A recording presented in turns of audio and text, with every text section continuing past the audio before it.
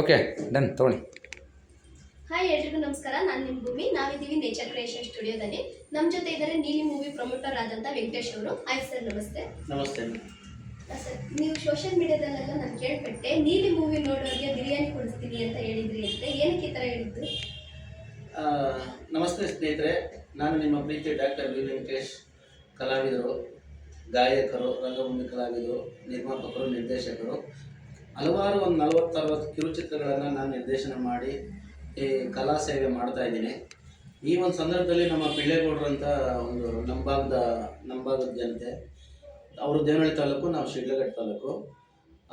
ನಮ್ಮ ಶಿಡ್ಲಘಟ್ಟ ತಾಲೂಕಲ್ಲಿ ನೀಲಿ ಚಿತ್ರವನ್ನು ಒಂದು 2 ವರ್ಷ ಚಿತ್ರೀಕರಣ ಮಾಡಿದ್ರು. ಆ ಸಂದರ್ಭದಲ್ಲಿ ನಾನು ಅವ್ರ ಸೆಟ್ಟಲ್ಲಿ ನಾನು ವರ್ಕ್ ಮಾಡ್ತಾ ಇದ್ದೆ.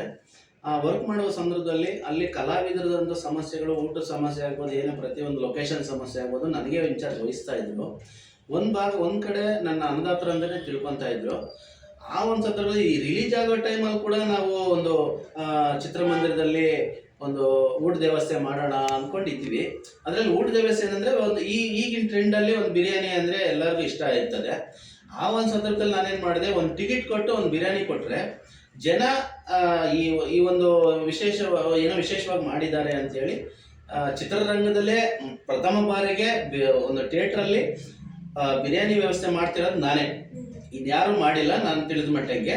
ಅದಕ್ಕೆ ಇದು ಹೊಸತನ. ಉಪೇಂದ್ರ ಅವರು, ರಿಯಲ್ ಸ್ಟಾರ್ ಉಪೇಂದ್ರ ಅವರು ಏನೋ ಹೊಸತನ ಹುಡುಕಿರಿ ಅಂತ ಹೇಳ್ತಾ ಇರ್ತಾರೆ. ಆ ರೀತಿ ಅವ್ರನ್ನ ನಾನು ಫಾಲೋ ಮಾಡಿದ್ದಕ್ಕೆ ಹೊಸತನ ಹುಡುಕಿದ್ದೀನಿ.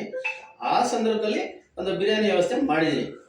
ಬರುವಂತ ಎಲ್ಲ ಪ್ರೇಕ್ಷಕರಿಗೂ ವ್ಯವಸ್ಥೆ ಇದೆಯಾ ಸರ್? ಇಲ್ಲ, ಬರೋಂಥ ಎಲ್ಲ ಪ್ರೇಕ್ಷಕರಿಗೂ ನಂತರ ಎಲ್ಲ ನಮ್ಮ ಲೀಡರ್ಸು, ನಮ್ಮ ದೇವನಹಳ್ಳಿ ತಾಲೂಕು ಲೀಡರ್ಸ್ ಎಲ್ಲ ಈ ರೀತಿ ಒಂದು ಪಾಸನ್ನು ತಯಾರು ಮಾಡ್ಕೊಂಡಿದ್ದಾರೆ ನಮ್ಮ ಪಿಳ್ಳೇಗೌಡ ಕಡೆಯಿಂದ.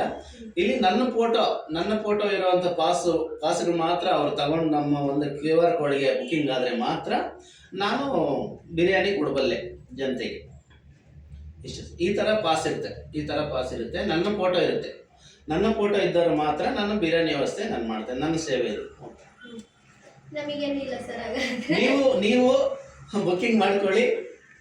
ನೀವು ಫೋಟೋ ತೋರಿಸಿ, ಥಿಯೇಟ್ರಲ್ಲಿ ತೋರಿಸಿ, ನೀವು ಕಡೆ ತನಕ ವೀಕ್ಷಣೆ ಮಾಡಿ. ಕಡೆ ತನಕ ಯಾರು ವೀಕ್ಷಣೆ ಮಾಡ್ತಾರೋ, ಹೊರಗಡೆ ಯಾರು ಬರ್ತಾರೋ ಅವ್ರಿಗೆ ಮಾತ್ರ ಸ್ನೇಹಿತರೆ ಬಿರಿಯಾನಿ ವ್ಯವಸ್ಥೆ ಮಾಡಿದ್ದೀವಿ. ನಾವು ಇಡೀ ದೇಶಕ್ಕೆ ಕೊಡೋಕ್ಕೆಲ್ಲ ನಾವೇನು ದೇವರಲ್ಲ. ನರೇಂದ್ರ ಮೋದಿ ಥರ